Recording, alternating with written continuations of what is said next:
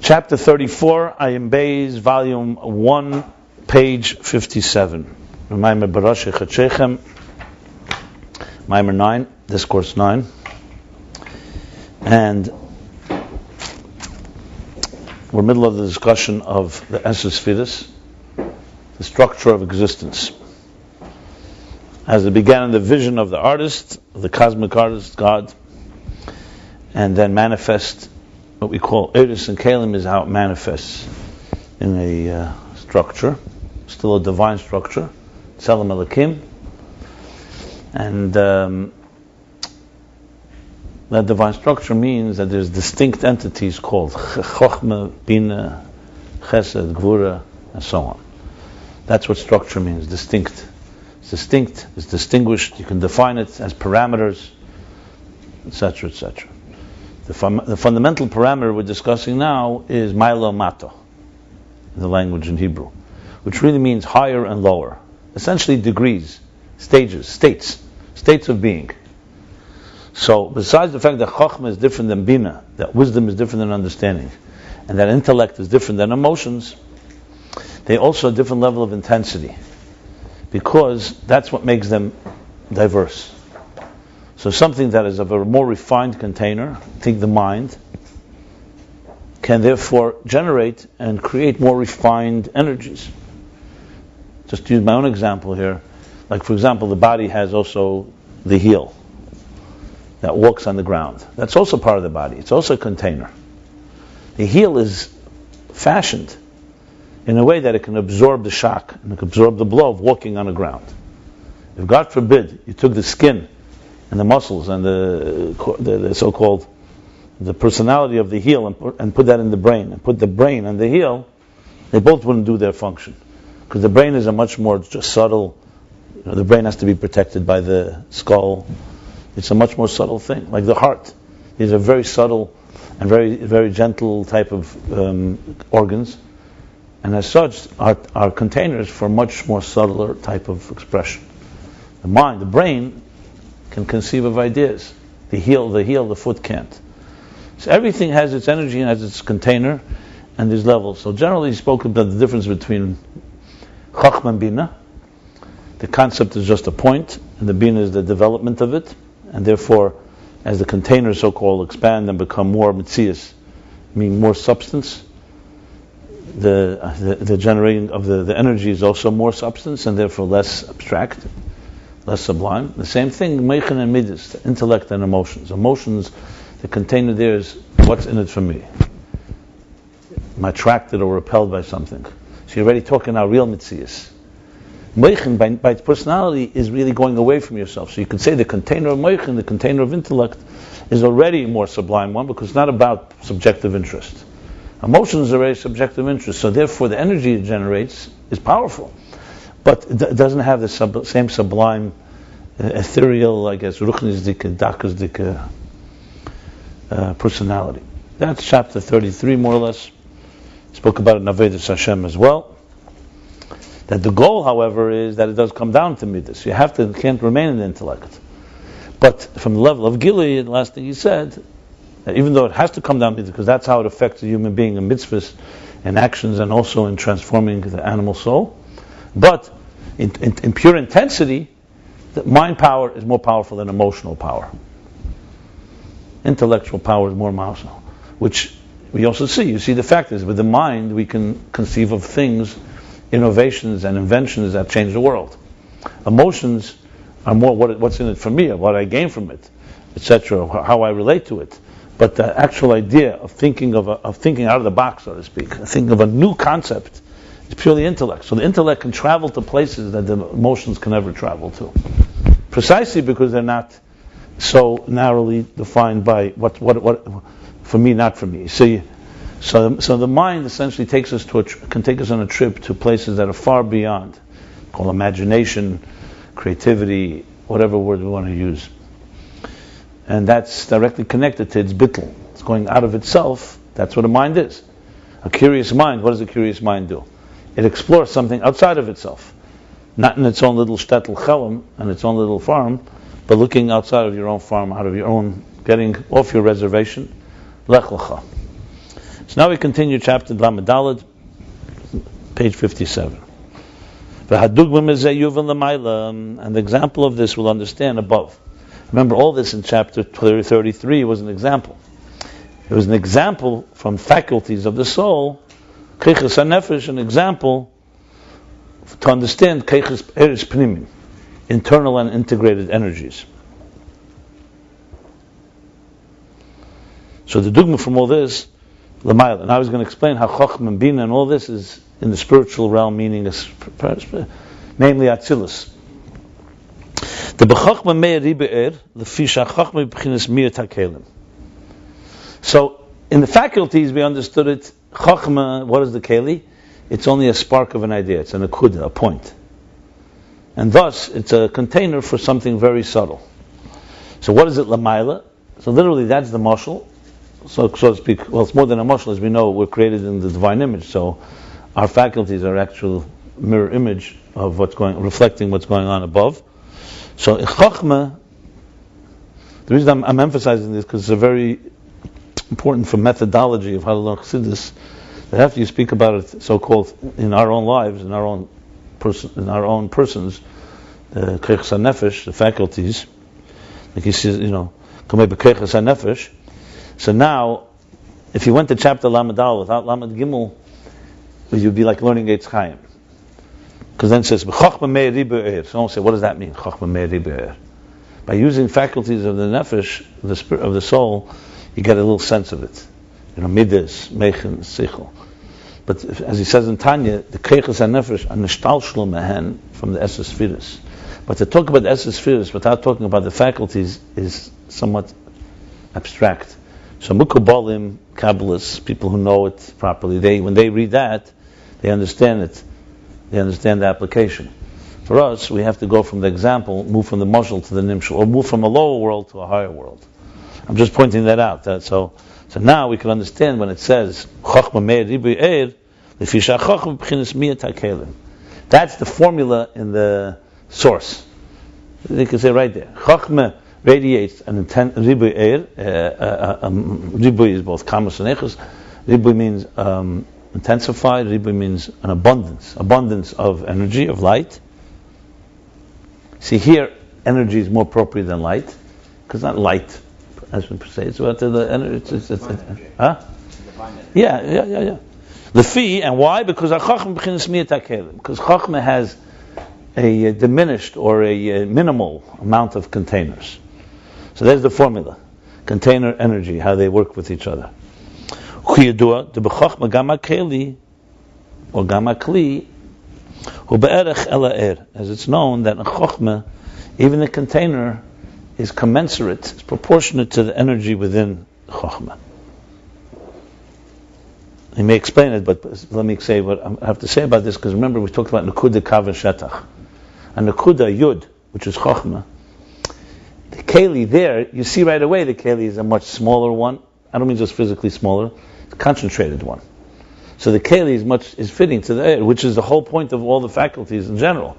Every Keli, like when you study, let's say, the eye, the fascinating thing is that every aspect of the eye is conducive, is exactly necessary for the ability to see. Letting light in, blocking light, the whole balance of what allows vision to take place. When we emulate it and create a camera, we're copying those components. A bird, its wings, its weight, it's how it generates, how it takes off. Everything is made exactly for it to be able to do what it does. When they created an airplane, they're literally copying exactly what a bird is doing, but of course in a much larger scale. But that's why you need that speed. They had to figure out what's the speed for a plane to take off when it's defying gravity. You're talking about a plane that weighs several tons. But relatively speaking, a bird has the same challenge. We can't fly, and a bird could fly. It's not because a bird weighs less, because you have an ant can't fly. It weighs even less than a bird. It's because the structure of the bird's anatomy is such that allows it to have whatever is the thrust, the wingspan, the ability to, the wings of course are critical. Take away a wing from a bird and it can't fly. So not that the bird is a flying thing, it's because of the wings, the way the wings work, the way they flutter, etc., etc. The point I'm making here, that containers are exactly tailored to the energy. They're not two incidental things. Like when you take a stone and you throw it, you're imposing on the stone something the stone doesn't have. That causes it to defy gravity by flying for a few minutes. Anyway, the point here, going back, is that the Nekuda, the Keli in Chochma is be'erech ala er. Then he adds in the parentheses. How long is this parenthesis? No, it's just a few lines. It's 6 lines. No. But Pard the Shara Shemus.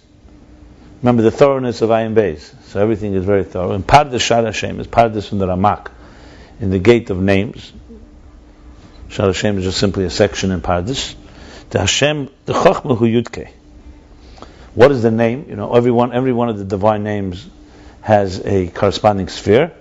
Chochma is Yudke. Not just Yudke. Ubahagos lebir de ve'era tovkuf samaches. This is the Alter Rebbe. Means the footnote, the gloss to the bir, the explanation of ve'era tovkuf samaches. Kosev, he writes, Tahari b'teferes shehu b'riach tichun hakeli hishem havaya. That the feres, which is the middle rod, we're talking about the Mishkan, the middle rod. In the spheres, it means the middle kavam tzoi, like the spine, that runs through Keser, Das, Teferes, Yisod, Malchus. So he says in that Maimed, he says that the Keli is Shem Havaya. The Keli is Shem Havaya. The container is Shem Havaya. Kolshkein, which in a way is different than what he says in Pardes. In Pardes he says Yud Kei is Chochma. Kolshkein Chochma shemesham mokeram shachas b'riach hatichon shakeli kumaya er. Actually, no, it is consistent. He's saying that in general the Keli is Shem Havaya and Teferes. And Chochma, which is even higher, is how much more so Chochma, from where's the root of the middle rod, of the kavam tzoi, of the middle path, that the container is like the energy. Okay. In other words, in general, the Kalim, the names of God, the different names, whether it's Kael or others, are all referred to the containers. And in Teferes, because it's more refined, the container itself is Shem Havaya. Which is air, it's much more air. Yeah, the Keli is like air. That's the point. This says in many different places that the Kelim of Teferes are like closer to the air. Yeah.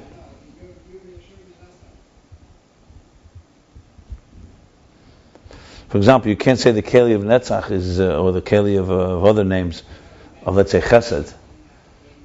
The Kael is in Chesed. So there you don't say the Kael, you say that the Eir is Kael, and the Keli is a lower level expression of it. When it comes to Teferes, you say the Keli is much more refined, and the Keli itself is Havaya. That's why it's a B'riach Hatikin. And what he says in this... All Shemas are Keli. No. I said that, but I'm correcting myself.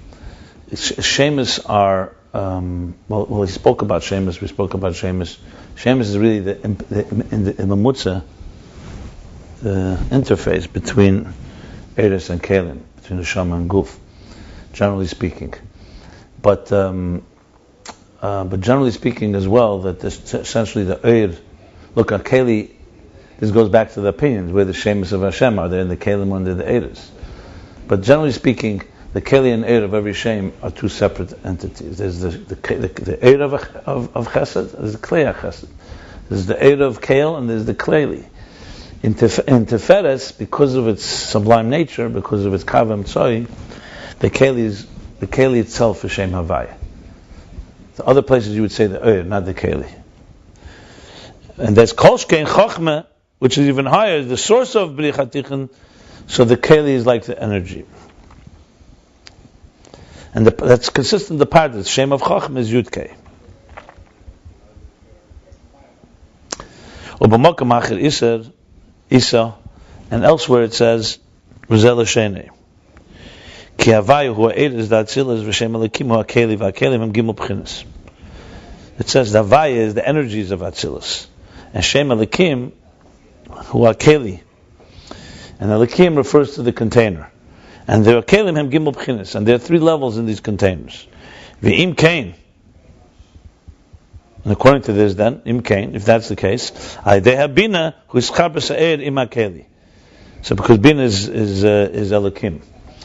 That means that Bina, you have the connection between the energy and the container. That's why L'cheinu Havaya B'nikud Elikim. That's why Bina is Havaya with the pronunciation of Elikim. You know, Havaya can be pronounced in different ways. It can be pronounced like Adnai. It can be pronounced also like Elikim. Aval Chochma Nikra Havaya Levad, but Chochma is Havaya alone without the Elikim. Kisham Rak Iyu V'chayu Echad. Because there, it's only he and his energies are one. All this is what it says elsewhere, which is higher than the containers. And look at the Maimer. This is from the Tzemach Tzedek. It's called the Drush of Gimel Minei Adam, which I've referred to in the past. Briefly, what he says in the parentheses, which is a little dense and Kabbalistic, he's essentially dissecting what does it mean that the Keli of Chochma is similar to the Oir.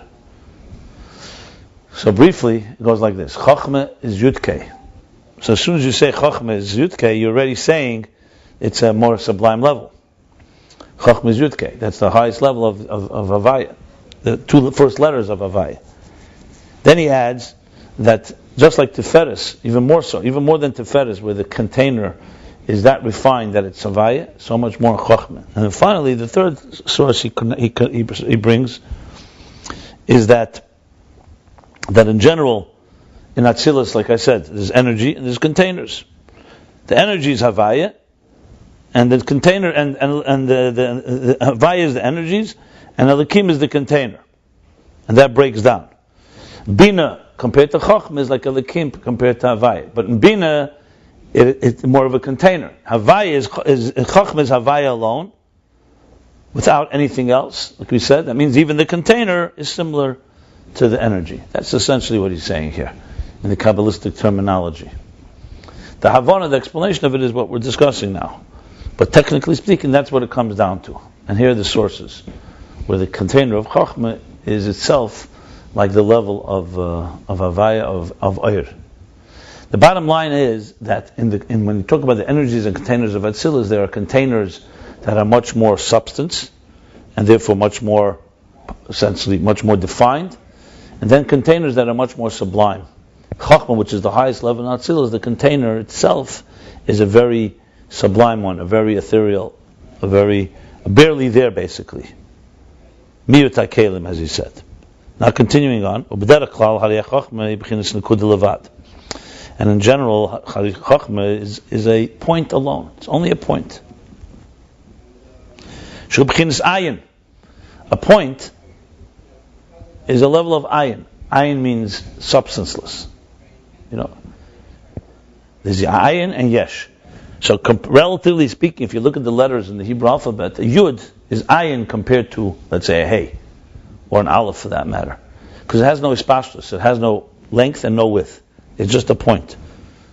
Like it says in some places, we have to have something to hold on to, so make a point. But the fact that it's only a point tells you that it's very reflective of something that's beyond really the measurements, the parameters of Eirech, Rechev, and Emek, which is the three dimensions of length, width, and depth. He's explaining what he said before. Since it's only a point, which is almost like nothingness, relatively speaking, that's why there you have an abundance of energy, a flow. And in Bina, where you're already comprehending the idea, it's no longer an akuda, it's no longer a point, it's now being fleshed out, it's being developed. The energy gets diminished. Because the containers of Bina are now mitzias. What's the mitzias? We learned before, it's asius. There's letters, there's words, there's ideas. There's a whole development here. Expansion. He's referring to what he just said. Because what's the name in Bina? The name in Havaya, in Chochma is Havaya, or Yudke. So there, the focus is on the energy. The container is very, very minimal. In Bina, it's already Havaya is now coming into Elokim. That's the Kabbalistic terminology that energy is now manifest in a broader form of container. The Elokim hu ina kelim, and Elokim is the inyan of kelim. Sometimes we say Elokim is gematria hateva, or it's gvura. But here he's talking about Elokim and Havaya as za'ir and keli. So Havaya is za'ir, Elokim is kelim in the names of God. And in that context, Chochma, even the keli is like za'ir. And Bina, where they already have Havayas coming down into Elokim, is you have it inside of already in containers. Remember, all this is an example. Like I said, if we learned this chapter without the previous chapter, this would be completely cryptic. You know, what does it mean? You look at, let's say, Pri Etz Chaim, or in Kabbalah, Chochma is Havaya, Bina is Havaya b'nikud Elokim, Eir, Keli, Miyut. What's the Havana? This is a perfect example where Chassidus comes to contribute. So the Rebbe Marash said, not like the world says that Chassidus is a bir on Kabbalah, Kabbalah is a bir on Chassidus.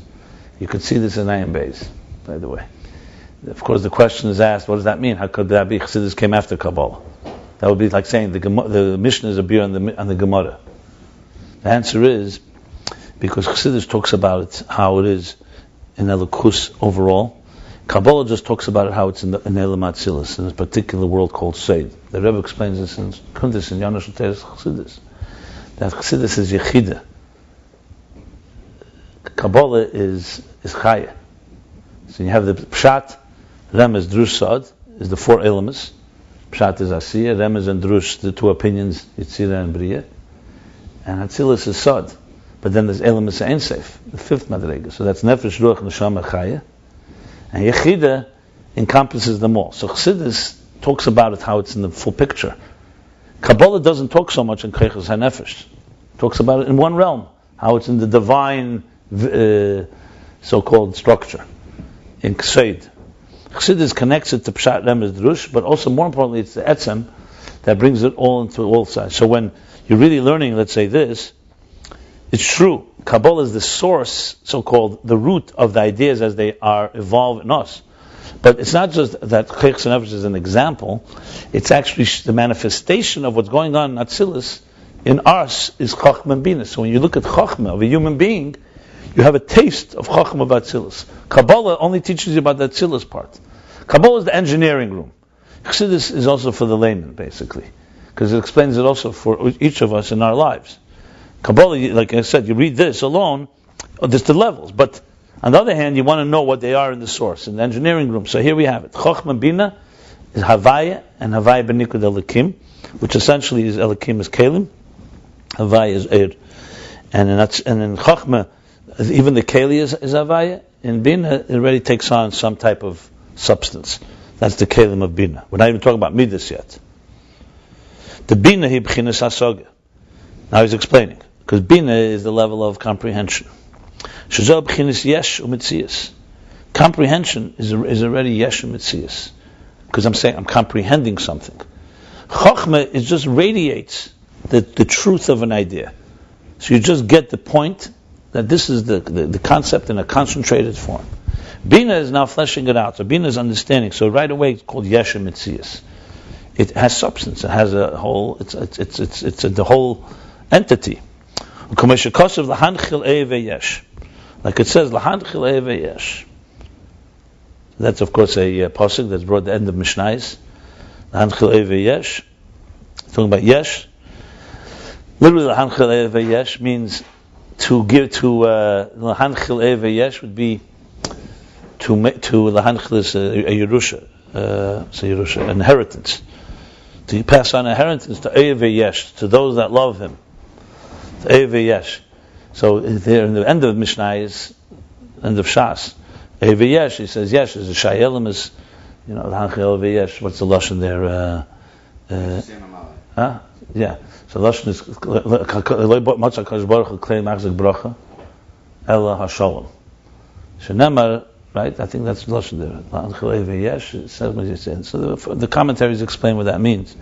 But here he's basically teaching la'anchil yesh, yesh as referring to bina.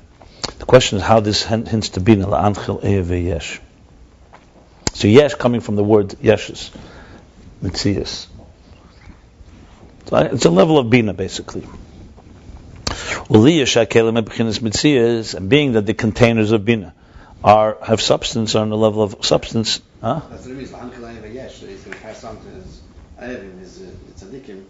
Yesh is the bina, the understanding, the wisdom of God, the godly knowledge. Okay. La'anchil yesh, in other words, so he's going to pass on as an inheritance to the yesh, the comprehension of godliness. Okay. And being that the containers of bina are of substance, that's why the energy is in a diminished form. Yesterday we asked the question, which way does it work? Are energy first diminished and then the containers? Clearly it goes both ways. It's commensurate with each other. But here he's definitely saying that because the containers are substance, meaning since you want to develop it and to flesh it out, the energy has to be diminished. It's basically a rule that, if you think about it, is a cardinal rule in existence. As soon as you want something to reach more people or more expanded contexts, you have to diminish the energy. They say in like software, when you're writing software for companies, so the more customized it is, the more problems there are. You know, when you have something that's pretty generic, you can't customize it, but you have a certain type of stability. As soon as you want to get more details in it, it always makes everything more complicated. The point I'm making here is that the fact is that when you want to flesh something out in detail, it always needs to have a much more, you can't have the same type of intensity, quality, control, so to speak.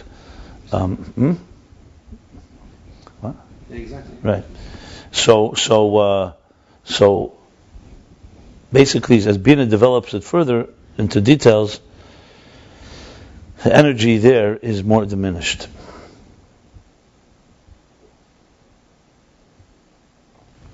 Like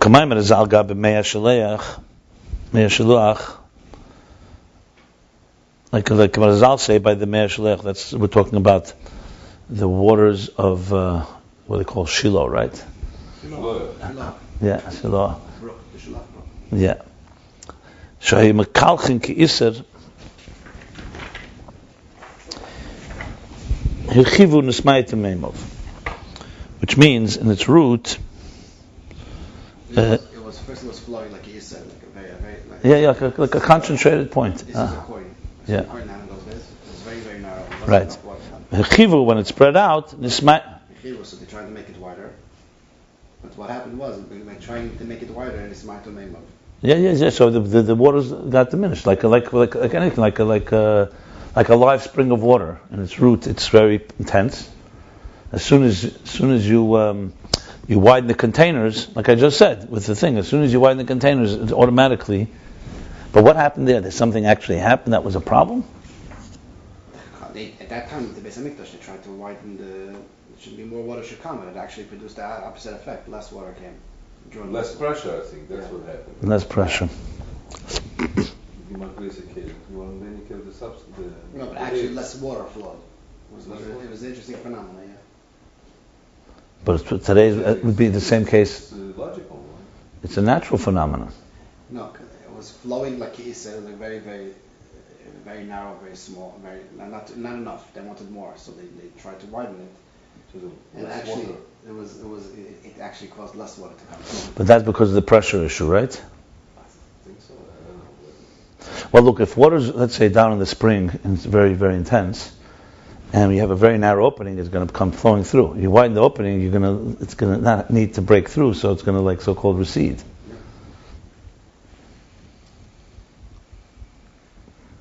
The reason I'm asking is because the question is really how it works with Chochma and Bina. Because Bina is like the Chevus Hanor, I understand. Because even without that, Maimar Chazal, the fact is that as soon as you what's the word for it? As soon as you bring something,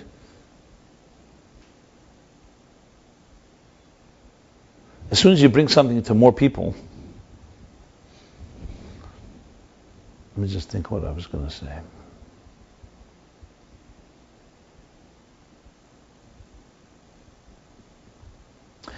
What I was saying before with software, as soon as you want to create a software that accommodates more situations, you have. Give an example of the franchise. I'm saying it has to get weakened. I actually said the opposite, I think, before. When it's customized to one, so you can have a very intense and very powerful system. But as soon as you want it to let's say, work for a lot different type of scenarios, it has to get weaker. It essentially does mean that when you take, let's say, concentrated intense flow of water, and then you widen the channels, the water is going to subside. It has to subside. It has to be weaker. That's the whole definition. Broader containers weaken the flow. What were you going to say with the franchise?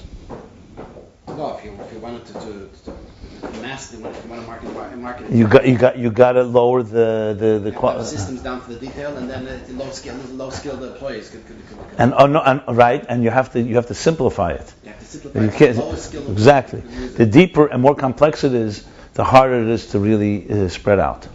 So basically, the rule of existence is that when something manifests in larger scale, it has to be diminished in its source. Yeah. So we see from this Maimer Chazal by the Mei Shaleach, which is where they drew the water from for the Beis Hamikdash. Just to give a little background, that there was a spring that would run. I think it was discovered by Shlomo Melech. Shlomo Melech built it. The water? Wasn't just the water. They built a. They built a. Right, they built a channel, so to speak, a thing to draw the water. This was the water used that they would draw the water. Huh?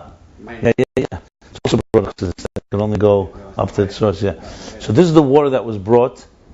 This is the water also for Simchas Beis Sheva. This is the water that they would draw for the Beis Hamikdash, for the offerings and.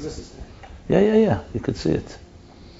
But Chizkiah built something also. They built it into a.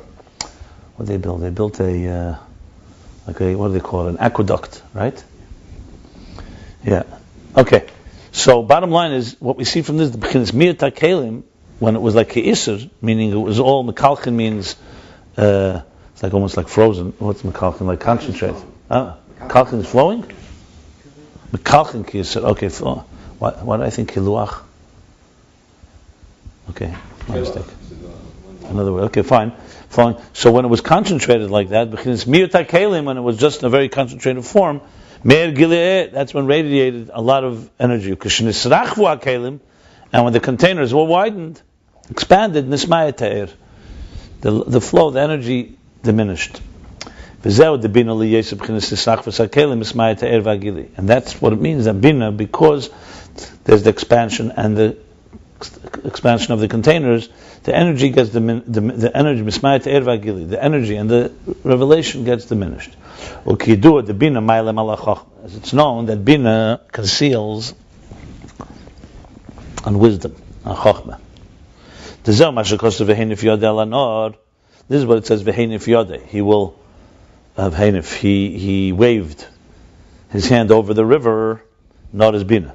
The not is Bina. As known, Ne'ar is Bina. So what does it mean? V'heinif yodeh, he will. This is talking about Lasad Lavi. It talks about comparison to Kriyas Yamsuf. Kriyas Yamsuf was split into 12 Gzarim, 12 paths. It says Lasad Lavi will be Shiva Necholim. It's split into 7 rivers, but also similar like Moshe Rabbeinu lifted the staff, and it's split V'heinif yodeh, that he will wave his hand over the river, and it will split. What's Nar? Nar is Bina. Well, us is Yebkiyas Nar, and us in the future there'll be the splitting. The splitting of the river. So the river conceals. Why do you have to split it? Why do you have to part it? Because you have to part Bina in order to reveal the Chochma within, because Bina conceals. Let's put it this way: when you see the river, the flow of a big river, you can't necessarily always see the point where it all began.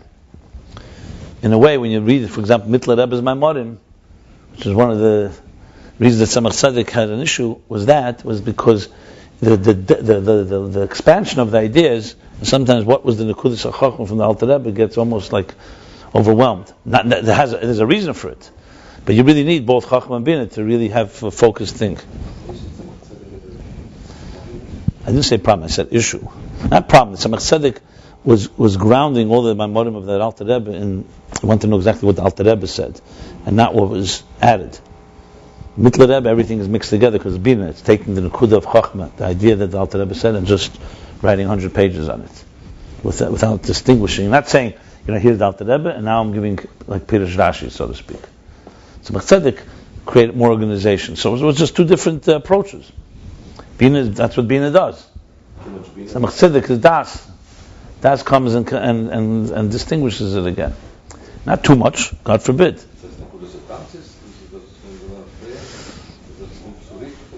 In a way, you could say, I don't know about Tamsis, but definitely grounding it, because it's also the Alter Rebbe didn't bring Mar Mekemis, and the Tzemach Tzedek brings it all together in a structured way, much more structured. Yeah. It says Das, but Tzemach Tzedek is Das. Das is like Teferes in this sense, because the Chibur Das is Kavim Tzoi. Das has many things. Anyway, so parting the Nor, which is Bina, in order for there to be the Pnimius HaTeira, because that refers to the revelation of the inner Teira, which is the revelation of that's the Gilead of beginners Chochma.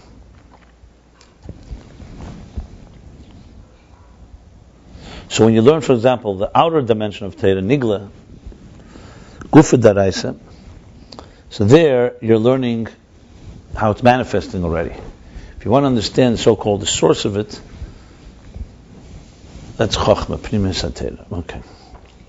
The Kashem Kriyas Yamsuf Hayachar Lamatan Teira. Now he's explaining this pasuk. Just like Kriyas Yamsuf, the parting of the sea was a preparation for the giving of the Torah. The Kedem Man Teira Yitzorach Liyas Kriyas Yamsuf. Before Man Teira needed to be Kriyas Yamsuf, which answers, of course, a big question. Kriyas Yamsuf was not a necessity for them to pass any river to get to Israel.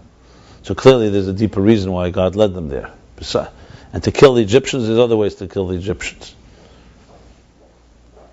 So basically, Kriyas Yamsuf is a fundamental step, not just incidental. It's a preparation to receiving Torah. Why? The question is why.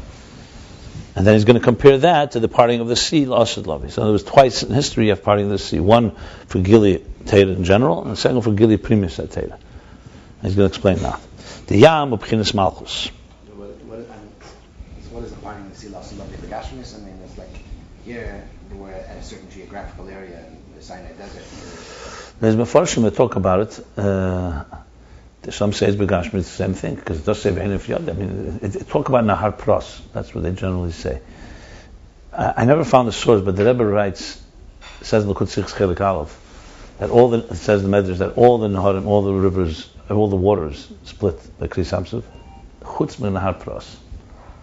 He brings, I think, from the Rebbe Marash. I've always looked for it. I think he says that, someone says it. But Pashtus, the source of it, is this, because it says V'honef Yodeh was Nahar Pros, because Nahar Pros is connected to Gan Eden, the original river, etc., etc. Nahar Pros is in Teira, special role. So L'Asad Lavi, they say Nahar Pros, so technically it means literally. We everyone thought the Gulf War was going to be something like that. They were bombing Iraq. The Euphrates. There's a lot about Chazal about the Euphrates, because in Bavel it was Babylon. Nahar Pros has a lot of.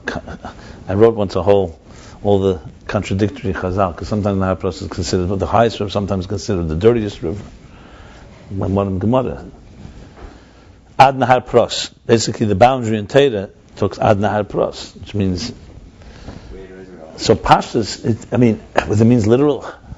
Why shouldn't you say it's literal also? Here's talking the Ruchnis. So let's see. So, what is going on here? Yam is B'chinas Malchus.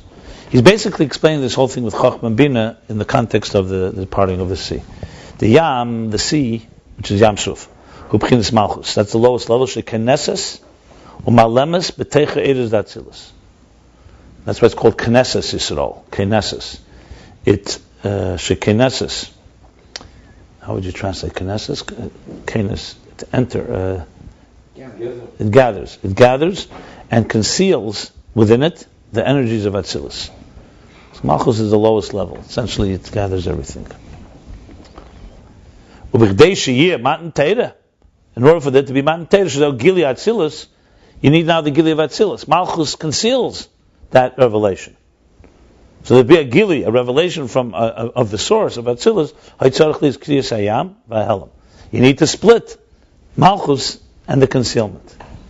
It's a beautiful touch. So there's a Yam. Look at a Yam. It covers over everything underneath it.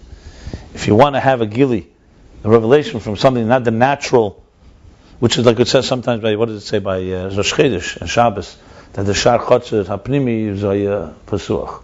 They opened it. It's symbolic of the idea because throughout the week, regular day, the energy flows, but it goes through a parsa, it goes through curtains and diminishments. A certain time there's a gili, so the door opens up. Same thing here. The yam covers up. So Malchus, in its regular flow, controls it's like a filter. You want to have a high revelation, Matan Teira, you need to somewhat remove the filter, and that's why the sea parted. So, in other places in Chassidus, it talks about sometimes the yam is alma diskasya, and land yabosha, hofich yom yabosha is alma disgalia. It's like machshava and dibur. Like Moshe Rabbeinu comes from yam, mina mayim mishisiyu. The rest of us come from yabosha. So you want to have, for once in history, a connection between, let's say, the conscious and the unconscious. So there's a parting. Yeah, of course, no niyama. Yeah. But Moshe is the classic, obviously. I mean, literally his name. So, but here he's saying it more in context of Malchus. So you know that to have Matan Teira, which is a revelation more than just regular flow, which is really, you need to have the parting of the sea. The same thing is in the future. Lasi refers to Mashiach's time. Lasi Lovei. In order for there to be the revelation of the inner dimension of Teira, so regular Teira in general is Atzilus, and Malchus is the concealer. Pnimis HaTeira is the Etzem HaChochma. Here you need to have a parting not of Malchus but of Bina. So Achliyas B'kiyas Hanor. Here you need to part the concealment that Bina. So Malchus concealer over Atzilus is a different type. It's a much bigger concealer, obviously. Bina is at the end of the day is Asogya. You are understanding the concept, but relative to Chochma, it's a concealer, not a revealer. Meaning, it reveals the ideas, but it diminishes them in the process. It dilutes them. So you need to have the B'kiyah, the splitting of this nod, of this river of Bina. What's the reason? The reason is that we're discussing here. Because Bina, being a Metzias, being a thing of substance, of identity, it conceals on the energy of Chochma. That's where we need to have the splitting of this Bina. To use an example in our own, in faculties, even though he's talking here at Ruchnis, but for example, Chassidus brings Tovshin Dal and other places that Bina without Chochma, without connected to Chochma, can go with Lashon is bederech aklosin, which is an Aramaic word for krum, for going off, wandering away from getting lost. You see this all the time. We've discussed this. You come up with a concept. It's very clear in your mind. It's crystal. You don't have it all detailed, but you get the spark is there. You share that idea with others. You have a brainstorm session. Everyone's like, what are we going to do with this? This one says this, and this one says that. And the ideas flow for our side. At some point, you're going to hit confusion. Because you get to so many details, and you start wondering which detail is relevant, which one's not. Maybe you went off course. And we usually do go off course. Because that's the whole point of a brainstorm. You want to broaden the possibilities. So it's critical at that point to reconnect to Chochma and say, okay, now that we did all this, can someone just retrace the steps? And let's see. And suddenly you find out 1 second, this idea is completely not relevant to what we thought of. Maybe a nice idea, but it didn't develop from Chochma. and you can get through the clutter and try to connect. This is common. I mean, speaking from a writing point of view, a communication point of view, you'd like to say you want to understand something. So you start doing research. You start research, you're always going to get confused. There comes a point where you think you lost it. I can't tell you how many times this has happened to me. The only thing is once you have experience, you can get through it. But there's always a stage of ayin before, ayin ben yesh v'yesh. You go through this confusing state, and I remember sometimes sitting and writing, and I say, I'm never going to be able to finish this. It's so confusing, so overwhelming. You just have to hammer away, and then slowly it's like the smoke starts clearing, and you start getting. It's like the clarity, like we said, like the nekudas atamtzes that comes after the bina. But bina can be very overwhelming, because if it so expands an idea.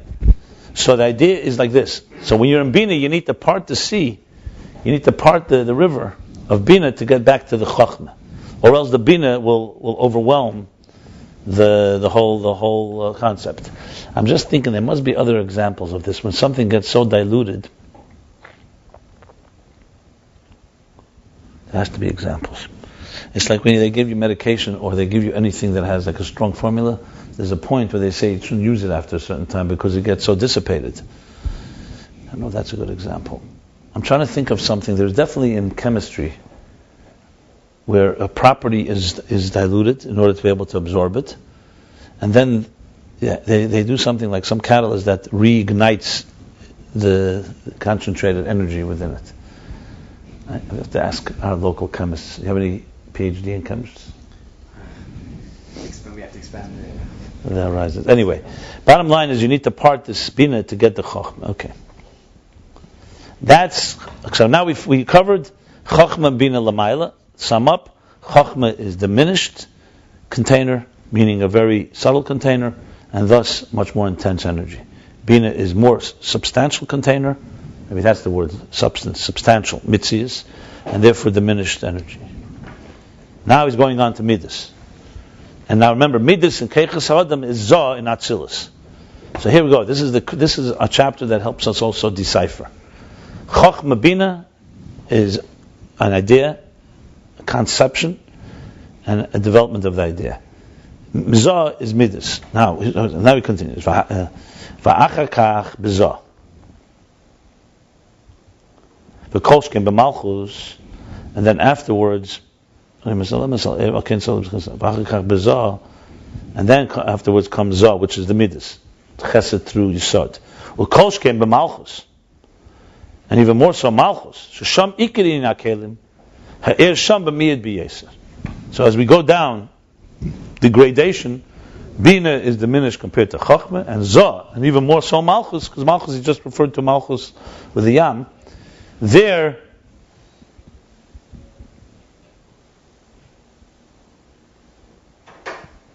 with Malchus, which is the Yam, there the containers, that's where the primary unit of containers are. As you just said, Malchus is the main concealer. Ha'er sham b'miyad b'yeser. The energy there is very diminished. Right, 1 second. Yeah. I just want to qualify this because I'm sure someone's going to come up with a question. Now, why do you say that? When you say Yam is much more intense than Yabasha. Yam is Alma Discourse said, the hidden energies. So he's not talking here about Yam per se. If you live in the Yam, you have a connection to that. Alma Discourse is very intense, but for us, it's concealed. So within Malchus, there's a lot of power. But what he's talking here is the concealing part. That's the kalim part. And that's where it's diminished. And it's the filter element, not the level itself. The level of Yam has very high levels, but connection to us, it gathers and conceals, and therefore there the energy is very much diminished. Okay. He's now going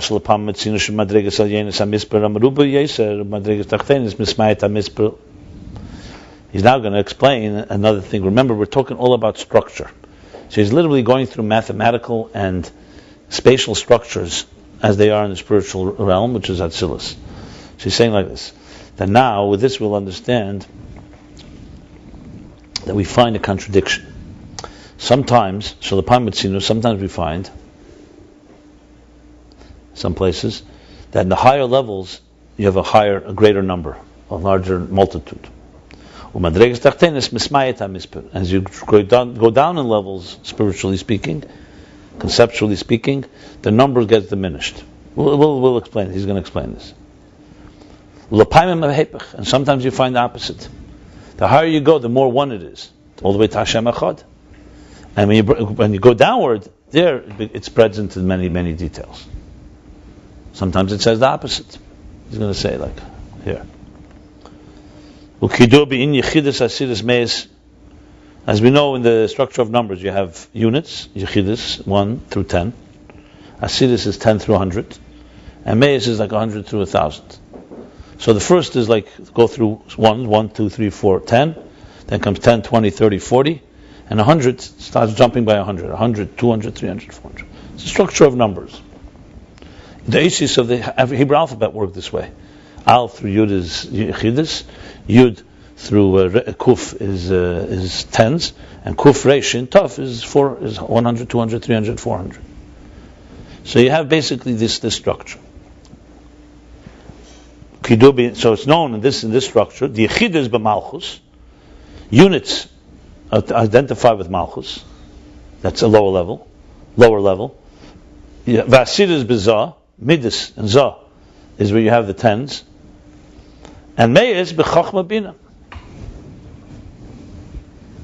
This is for example. I don't know if he's going to bring it by Chayesara. Yeah, he does bring it. Okay. Chayesara. We're going to say Meya. The Esrim V'Sheva Shanim. There you have Meya. He's going to explain that. Hello. But sometimes it says the opposite.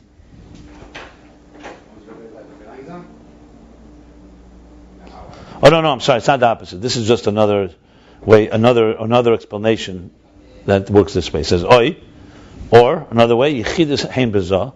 Units are in Zah, or Malchus. Not just Malchus, Zah and Malchus. The second interpretation. Vasidus is a Chochma and Bina. Umeya, the 100 is in Keser. So we have two interpretations here. One is that the units are Malchus, tens are in Zah, and hundreds are in Chochma Bina. The other one's a little higher. Units are Zah and Malchus. Meya is in Asirus rather. Tens are in Chochma Bina, and Meya is even higher Keser. As it's known and what it says in the pasuk in Chayesara, that Chayesara lived the years of Sarah. She lived 100 years, 20 years, and 7 years. You know, it's phrased in a strange way. It could have just said Me'ev Esrim V'Sheva Shanim. So clearly you see three categories here: 100 years, 27. The Sheva Bezah, that Sheva, the number 7, which is units, is in Midas, in Zah. The Esrim is in Chochma Bina, Umeya B'Keser. Like you just explained. Like it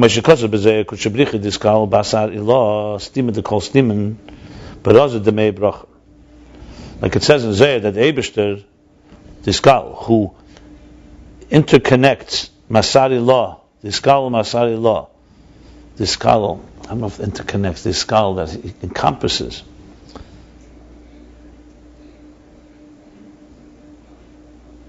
No, Diskal Masari, he creates, he causes from a higher place. Asari law is a higher source. Stima de kol stima, a higher source, which is stima de kol stima means hidden from all the hidden, concealed from all the concealed. But Raza in the secret of the Me'e Brachan, the 100 blessings. So we talk about the 100 blessings, B'chol Yom. So 100 blessings, that number 100 is coming from that high source, that's diminution. As is discussed elsewhere at length, the explanation of this za'ir, that's referring to the 100. So we see from here that 100, the higher number, comes from a very high place. Keser. V'gam elef v'revava. And now we go even further. Beyond hundreds, there's also thousands and 10,000s. Elef v'revava, there's more levels. They're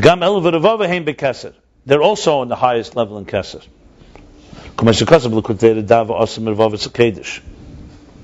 Like it says in Likutei Torah in the Maimah that V'asim Meravav is Kedish.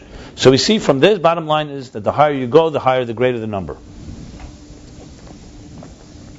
Now it says sometimes the other way around. Ulapamim, and sometimes shamispur hamuet hu bebedreges elyenus. That the smallest number is in the highest levels. Dafka, specifically. And the lower you go, the larger the number. And he gives an example. Like we say in Pasuk Chaliyo, from Tikkun Za'ir, we say, you are one, and not in any calculated way, not in any type of numbered way, not in any way that you can count, not a countable way. How do you do it? It's known, and this is known, that this is the level of inner Keser, the inner dimension of Keser. So here we see the opposite, that the higher you go, Chad, it's oneness. And in these places where it explains the opposite, is that the primary multitude of numbers is in Malchus. Like it says, that 1,000 years in your eyes is like a passing day, is like yesterday. What does this mean? The Yom Echad the Zah, one day of Zah, Malchus, Baba Malchus, of Zah, Baba Malchus b'misper elef. It means that the higher you go, the more concentrated it is. So one day, when you go lower levels, for us it appears 1,000. In Malchus it appears 1,000. In Zah it's only Yom Echad. Only one day. So we have here basically a contradiction. It doesn't call it a contradiction, it's just two ways that it's explained. He's going to now explain that it's very consistent. And this is based on what he said earlier. Because what really he was going to say is, depends on what you're talking about. If you're talking about the multitude of the containers, or you're talking about the power of the energy. So you're talking about quality or quantity. And this is what he's going to say now. And explained elsewhere, that this difference, these two approaches, whether the numbers get diminished as you go down, or the numbers expand as you go downward, is dependent on the difference between energies and containers. The Metzada Eres, from the perspective of energies, Kol Mashalamayla Mispir Hamarubi Yesir. From the perspective of energy, the higher you go, the more you have. The number is greater. Which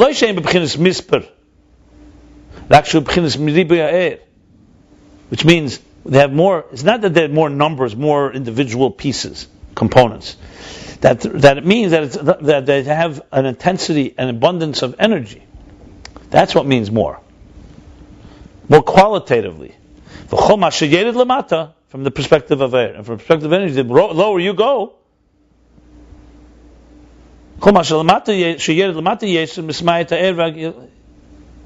the lower you go, the more diminished becomes the energy in the revelation. That's the perspective of energy. Perspective of containers, the perspective of containers, the higher you go, the less of a number you have. What does that mean? It's referring to you have less containers. You have less containers. And the lower you go, the more the containers multiply.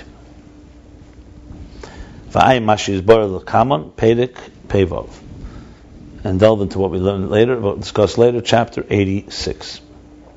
And he's going to give an example. For example, the transmission of intelligence, of an idea, of seichel, from a teacher to a student. The teacher does not transmit the intelligence, the idea, as he understands it within himself, the way it's to him. Only a small measure. Only a tip of the iceberg. Ephes means, Ephes could say a tip of an edge, barely an edge of what is really concealed within him. The same with the student. When he transmits to even a weaker student or a lesser student, a lower level student. He also does not transmit the way it's within him, the idea.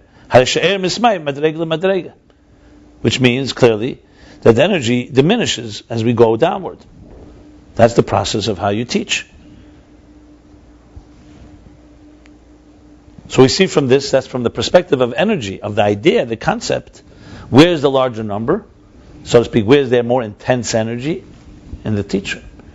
And it gets diminished as it flows downward. But from the perspective of containers, from the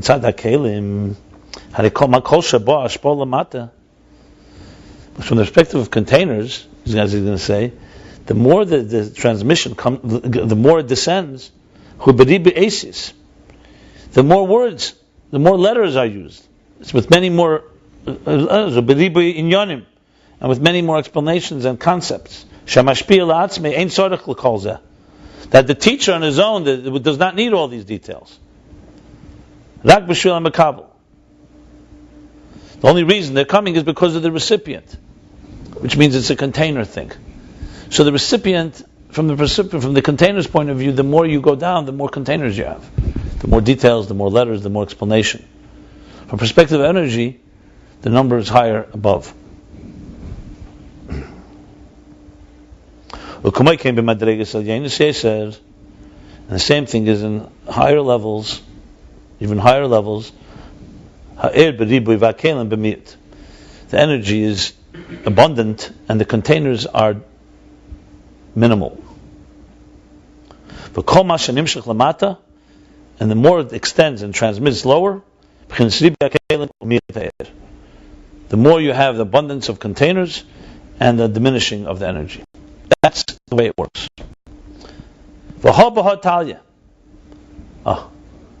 And they're interdependent. These two factors are interdependent. This one's dependent on this one, interdependent.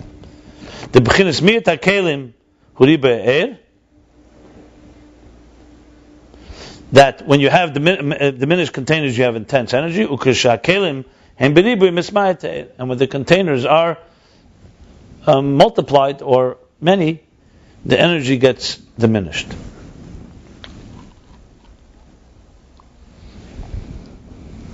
So Haba Hatalia really means both things. More energy, less containers. More containers, less energy. It's not what he just said here, that's the thing. He said when there's less containers, there's more energy. And when there's more containers, there's less energy. Okay.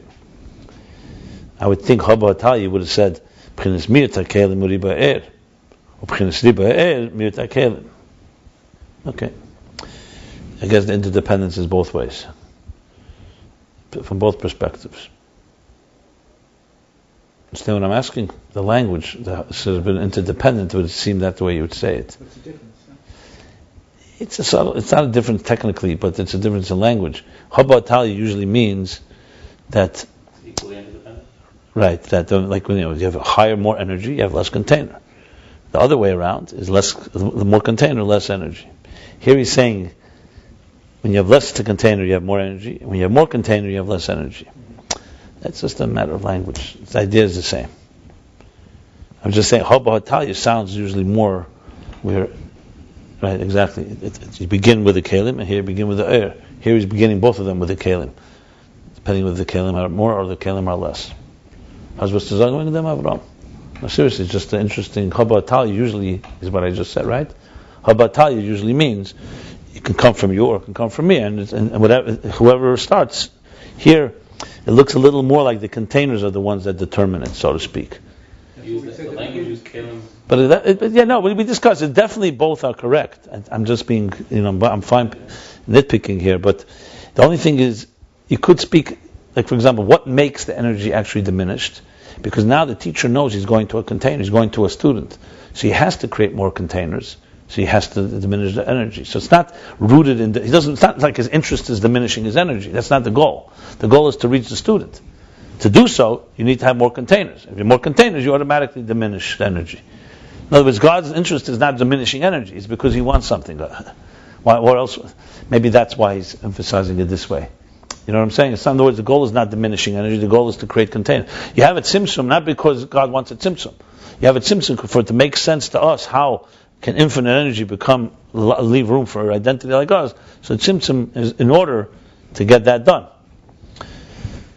But it ends up being that both are dependent on one another. Where there is more energy, that may be the point here. Because why would anyone want to diminish energy? Only a sadist would want to do that, right? Good. This is what it says in the future. That the child at 100 years, talks about Vanar ben Shai Yamus. It talks about the length of how long we'll live in those years. The Alter Rebbe has a Nageres HaKeish. So he says, what does this mean?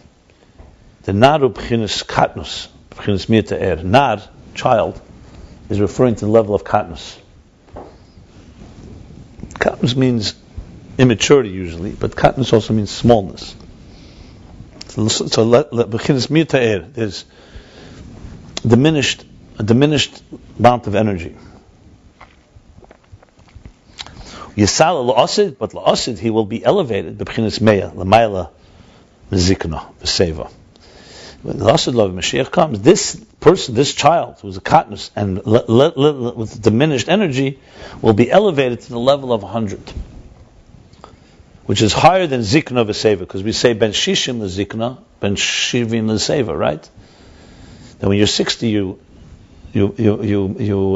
merit zikna, which is the sage, zikna, elder age, and then seva is even higher than that. Shu shishim v'shivim shana. That's when you turn 60 and you turn 70. Like it says, that the years within them will be 70 years. In begvuras it says shmeinim shana, 80. Well, meya l'maylam is that. 100 is higher than that. So interesting interpretation here. In other words, he's talking like this. That from the level of containers, we said the higher numbers below, but from the level of energy it's above. So you have here Nar, who will have lesser containers. La'asad Lavi, he'll be able to reach more energy. You won't have to diminish it like you do for a student. He'll be able to reach a level that's higher than 60 and 70. And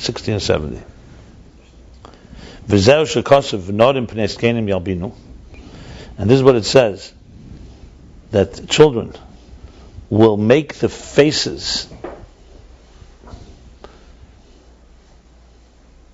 will basically insult and humiliate the elders and turn them white, like make them pale. That's what it means. Narim, the children, the youth, will cause the Pnei Skenim to become pale, flushed, because they'll be. This is what the Gemara says, that when Mashiach Ikvus the Mashiach, the end of the days, you have chutzpah yazga, which means there'll be a lot of chutzpah, because it's referring to this verse that the young will make the elders embarrass the older ones, the older people. The nodim hiyu l'maylam iskenim, that the youth will be higher than skenim. Here you go. The Rebbe Rashab is planting the youth revolution of Temchet Mimim. Kol ha'yetzel Ayin Beis David, right here. Mazaks of them. Because he's talking about, so usually you thesis as a negative, but because even for Mashiach it's not considered a good sign. It's considered chutzpah, it's considered inappropriate. So he's saying here that actually has a virtue, because the nodim, the young, will be higher than the skenim, because skenim are 60 and 70, and the young are going ben, and nad will be ben meya. So the youth will bring an energy that will be even higher than this skenim. What's them?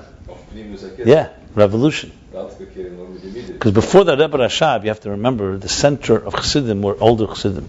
You don't even have a name of one bocher that lived in the time of the Alter Rebbe. First of all, there was no yeshiva really. So the people who surrounded around the Alter Rebbe were big scholars and great. I mean, there may have been some students, but the Rebbe Rashab was in all the generations who went in to say a maimer, to hear a maimer from the Rebbe. It was the Alter Chassidim. A young guy didn't, an avrich, you couldn't just get in. There was a whole parsha. Rabbi Hill Parcher had to sneak in, etc., etc. They didn't let you in. The Alter Rebbe had a cheder rishon, a cheder sheni. Basically, if all Chassidic Chabad were around today, then none of us would get in, because you had to know Shas and Poskim and Emor Nevuchim and Kuzi and a few other Sparim that some people don't even know their names. So it would be, that was then, but now is now. Now that was B'Ribi Ha'er. Now the Ribi HaKelim.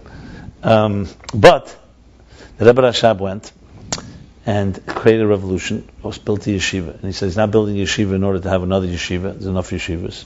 He's building a yeshiva to create a revolution. It's clear. We're going to war. And he predicted what's going to happen in the 20th century, that there'll be this charfu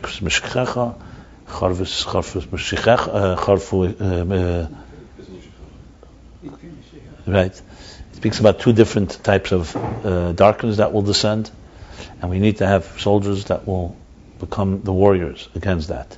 Basically planted the seeds that the Rebbe used to make shluchim. The foresight of that is itself a whole pasha that he has such vision. The Sikha that he said was 1901. Actually, Simchas Torah, literally a year before the Rebbe was born. Okay, and he established the yeshiva, and he turned around things that the center of Chabad, the power was the young. Even though Elter Chassidim, with all due respect to them, so maybe this is part of what's going on here. But Inyan who now he's explaining what does this mean. So what we have here is that the lower number not is younger in age than Skenim. So it's lower number because it's Katnus. Because in Kalim, it's diminished. But he will be given, he'll be elevated to the energies with his abundance above. So the interesting thing, doesn't say here that the containers will become 100. The containers will get the energy that comes from the 100.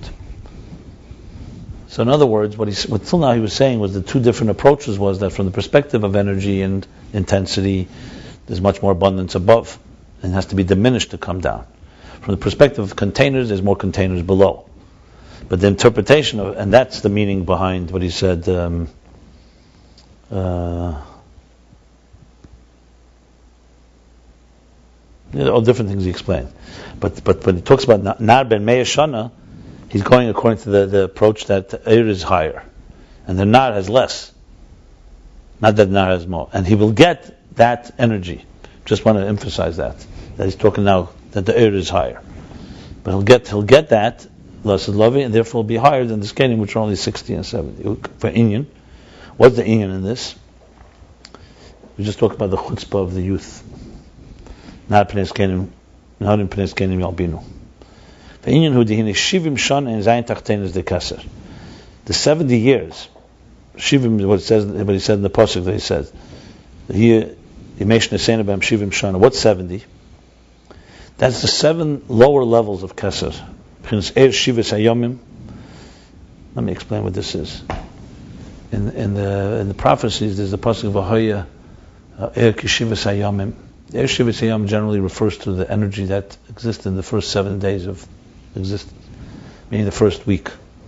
It's referred to a particular level of energy, and that's a more intense energy, similar to what it says that Adam and Chava, Adam was able to see from one end of the world to the other because the energy then was on a different level. So Er Shenivra B'Yem Rishon is a very higher level. Then there was the Er Shivas Yom, it's a higher level than the energy or light as we have it today. First Shabbos, for example, was all light, there was no night. The sun did not set that Friday night. It says Lamed Vov Shah Shimsha Eisa Eira. It's 36 hours that air. So it was a higher state of revelation, basically. What is it in Kabbalah? In Spheres, it's Keser, but not all Keser. It's the 7 lower levels. Zayin Tachtenis is another structure in Spheres. Sometimes Gimel Rishenus is Chabad. Zayin Tachtenis is za'ir and Malchus. So Gimel Rishenus is Chabad. 3 in Chochma Bina Das. Zayin Tachtenis is Chesed through Malchus. Sometimes the structure is za'ir and Malchus, which is 6 and 1. But here it's so. What are the 7 lower levels of Kesed? That's the energy of the 7 days. So it's a verse, and it's explained in Kabbalah and Chassidus as a particular type of energy. So it's that's Shivim Shana. Why 70? Because 7 times 10. In general, these numbers are always multiplied by 10 because the Zayin Tachtenis have all the 10 spheres within them. Doesn't always have to spell it out. Umeya, and what's Me'ah Shana? We just said we said Vanar B'Me'ah Shana. Me'ah is the Gimel Rishenis of Keser. Remember earlier we said that the hundreds are in Keser, and even the thousands and the 10,000s are in Keser. He said alofim and revovos.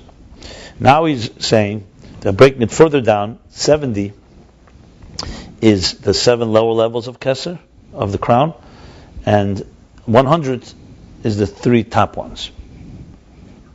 Question is, why is that 100? You could either say because 3 means 3 plus 7, so it's 10 times 10 is 100. That's probably the reason. In other words, when he says Gimel Rishenis, it means also the Gimel Rishenis. That 70 is just the 7 times 10, and the Gimel Rishenis adds 3 more, so therefore it's 100. I think that's what he means, but we'd have to look it up in the sources. So let's suffice it for now. But practically, that's the level of the banan meisha sheyisal b'chinas Gimel Rishenis the Keser. That the nar, who is younger in age, and his containers are far smaller than those above him, even more than, smaller obviously than Skenim and Zikna and Seva, which is 60 and 70.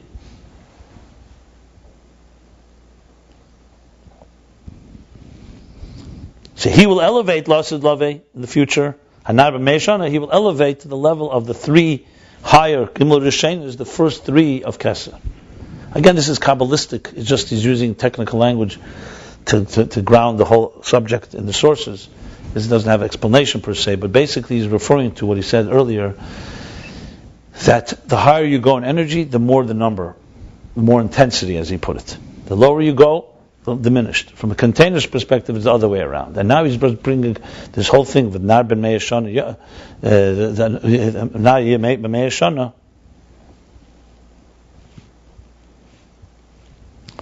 is referring to this Nar, who's on the lower level in containers, will access and be able to the 100, which is the highest levels of Keser.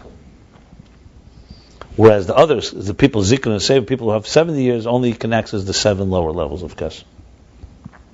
This is what it as Akshav. He's not talking about L'Osad Lavi now. Now, what's happening now? This is what the elevation of man, Shabbaliyas Adam, the growth of a human being, the growth of a human being today. Amar Azal, the Mishnah says in Pirkei Avos, progress. Yeah, the progress. There's also the evolution, the growth. So the Mishnah says, the Avos, Be'chomesh L'Mikra, the end of Perikei, this is the end of the 5th chapter. When you're 5, it's to learning Chumash, learning Mikra, Pasuk, the verse. Ben Asara L'Mishnah, 10 years you learn Mishnah, and goes all the way up. Then he goes Ben Asara, and Ben Chamesh Esel L'Gemara, Ben Shemin Esel L'Chuppah, Ben Esrim L'Kayach, Ben Shleishim L'Gvura, Ben Habayim L'Bina, Ben Chamishim L'Eitzah, then goes Zikna Seva, all the way till Ben Meya, when you turn 100, Yoch Ki'ilu Mes V'Avra Batel Min Ha'elam. So the Mishnah's language is like he's as if he's dead, V'Avra Batel, and he's moved on, and Batel Min Ha'elam, and is like beyond the world. Batel, we call Ever Batel. Literally means senile. Removed. But he's going to say here that it's a higher level, it's the highest level. The Hiksha Mefarshim and the commentaries ask, and this Mishnah is counting everything is about the virtues, the qualities of a human being. How he grows and progresses from level to level. Except the last one. What exactly is the virtue that he's almost like dead and ever bottle and beyond and so on? However, the Inyan in this is this is what it means. This is a chazal that today you can't see certain things. B'misas and reyin, they're able to see the revelation that today we cannot see. The lashon is, what's the full lashon? Misas and reyin. Moshe, Hashem says to Moshe, no man can see me and live. B'chayein inun reyin. Al misas and reyin. V'chay. You cannot live in this world, the Sham Beguv, and see the divine, see God's face. Al misas and reyin. But when you don't have the, so what's mess? This means referring to what means what can't you see? It means the essence of the divine.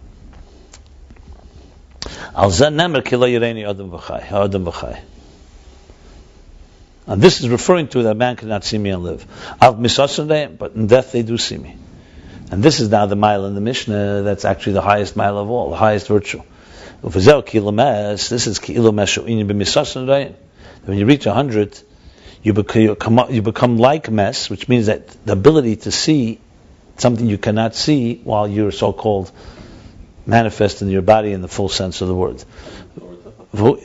Something to look forward to. When that stage comes, you can look forward to. Not today. Everything in its time. If a ben chamish is going to be a ben shemnes l'chuppah, that's not necessarily good. Everything in its time. A lot of people are scared of old age. Huh? A lot of people are scared of old age. They are, because they live in the bodies, and so the body, it says, when you're a body person, as your body ages, you age. But if you're a neshama person, as your body ages, you become more neshamadik. It's a Rashi in Pasha B'Chukeseh. Skanim, Amiratzim, fools. As they get older, their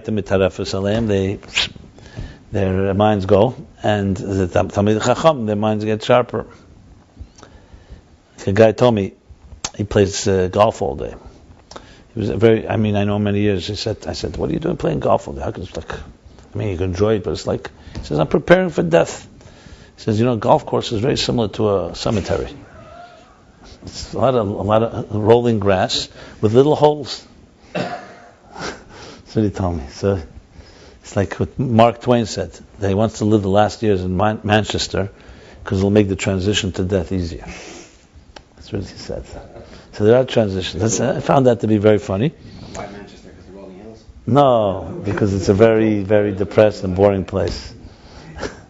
It's not the city. Boring. Very boring and industrial. You have to go there. You'll see. We have shluchim there too.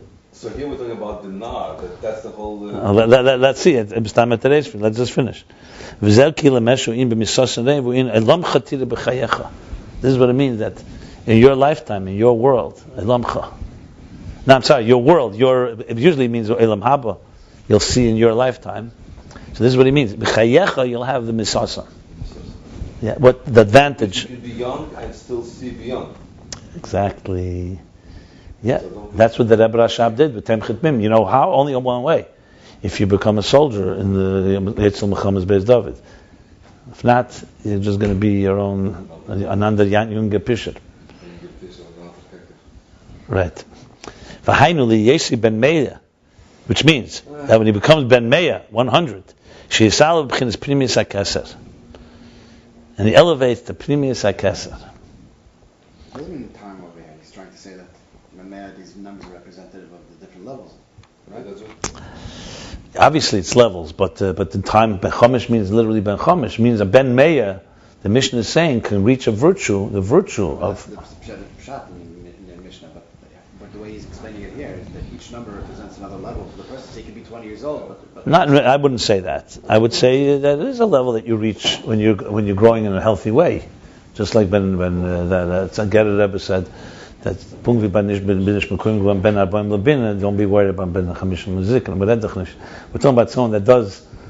He's basically explaining the Mishnah that it's an elevation. There's a higher elevation when you turn 100. The Rebbe means it means kipshut. It doesn't necessarily only mean spiritually. For sure. it could mean that. Why would you say that? That's the opposite of the Mishnah. But we're learning something that should apply to us. If we're not 100 years old. Then well, because you were out when we learned what happens to Asad Lavi. It says, the nar ben Meya Shana. It does say Asad Lavi. That's why it's Achshav is this way. Asad Lavi, it says, Hanar ben Meya Shana. And he explains that the nar, Taka, will have the power of Meya. He said that before. You're saying it could only be lost. That's what Bapashtas. That's the pasuk. Yeah. Can you have a me'ein zeh? Listen, when you connect, you can always have a ruchnis me'ein and everything. But the same thing is kind of Ben Chomish L'Mikra have the milus of Ben Aboim Bina. Technically not, no matter what he does.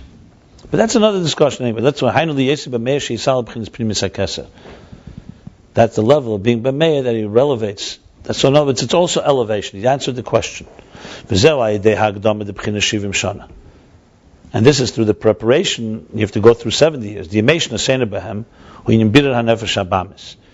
said before that your dimation aseinu behem. The days of your years are what? Are 70. That's the refinement of the animal soul. Yemei ha'odam shivim shana. 70 years is designated the time. Shein neged zayin midas. 70 are connected to 7 midas. Before he said 70 was 7 lower levels, also the 7 midas of Kesed. So we've talked before that Nefesh Abamis is primarily midas, emotions. So each unit of 10, right? 1 second. Each unit of 10 is Mavana another midah. Okay, yeah, they're midas, like you said in the previous chapter. Yeah, exactly. Yeah. 7. As soon as you say 7, you mean 70, because it's always broken by 10. Yeah, 10 times 7. Basically, you're saying that you're including the first 10 years of the kids of the person's life. That he's Mavana another, he was Mavana one of the midas, whichever one it is. Why not? Everything. I mean, everything in its stage. The 70 years as a total. It doesn't say exactly what year you start, but 70 years as a total. That's not. It didn't break it down that every 10 years you move another midah. He's just saying in 70 years, those 70 years, you have to cover all. It basically is given to you, designated to you in order for you to refine the animal soul. He's explained something. And when you refine and cleanse and you pick apart the bavara, you extract the 7 negative, the 7 evil, 7 negative emotions of the animal soul. So there you go, that's the Aveda. You then merit to the level that what you can see ben meya misasa. And that's the ben meya, that you reach ben meya, the level of keser, we have the abundance of energy. So basically he explained this whole process, Lamayla Chochma Bina. Okay, let's do the Kitzur now. Kitzur, the summary. Vadugma Zelamayla, an example of this above, the Klei Chochma B'chinas Ayin. The container of Chochma is a very subtle, very nothingness. He B'chinas Libe'er. The Klei Chochma B'chinas Ayin, he B'chinas Libe'er. Because the container of Chochma is a very subtle one, therefore it's an abundant energy. Bina B'chinas Yesh. Bina is already a Yesh, personality, substance, substantial. He B'chinas Mite'er. That's the level of that level is diminished energy. And it conceals the energy of Chochma. That's why l'asid you'll have the waving the hand over the river, in order to split Bina to reveal the Chochma that it conceals. And then as you go down, Mazah Malchus is even more diminished. That's why at times higher you have a smaller number. From the perspective of containers, the higher you go, the less is the number.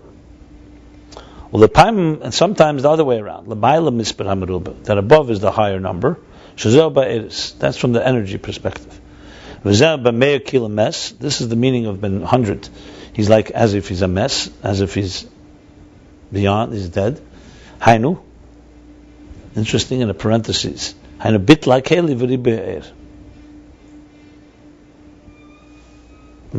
adds something, bittel. That's the bottle. Over a bottle min ha'elam. An interesting addition here. Because when you turn 100, you become weaker in many ways. The Rebbe interprets this also this way, that over a bottle min ha'elam, because you're older, you don't focus so much on gashmis. You've already gone through that ego, gashmisdika stage. He's saying here, before he just said that through Mirvara the midah, 70 years, you come to a point of refinement, you can reach the Kesser, the premise of Kesser. That's Kilo Mes, Misasan Ro, that you see the divine. You could see something that you can't see when you're alive, meaning alive in this context, in Megushim, in the material. Now he's adding the Bitl HaKeli, Kilo Mes and Bitl HaKeli, which is the interdependence. It's less Keli, and therefore Ribu Eir. Less kelim also, when you're mavar the midah the behema, you have less kelim because you're weakening the kelim. Well, la'asid hanar ben meir shisal b'chinas keser, and la'asid. Interesting. Here he reverses the order. La'asid will have that the nar ben meir, the young person with his diminished containers, will reach the level of keser, which is higher than 70 and 60 and 70. Okay, bottom line is it's a definition of the structure of Atzilus, and he explained what he said. We discussed earlier in the faculties of the soul. We've now established in the 10 spheres that essentially every level is a diminished state, and he also explained the idea of the numbers, of how it works. The higher is more energy, the lower is and less containers. The lower is more containers and less energy. That's basically the structure. So we'll stop here. Chapter 34, we did page 57 through 59 in Hemshech Ayin Beis, Discourse 9.